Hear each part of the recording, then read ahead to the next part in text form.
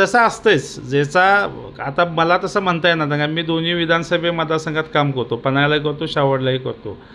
पण आमच्या तालुक्याचा बघण्याचा दृष्टिकोन म्हणजे शाहवाडीला बघण्याचा दृष्टिकोन सगळ्यांचा दुर्गम तालुका, मागास तालुका म्हणून बघितला. पण आमचा तालुका मागास नाही, आमचा तालुका विचारानं समृद्ध असणारा तालुका आहे.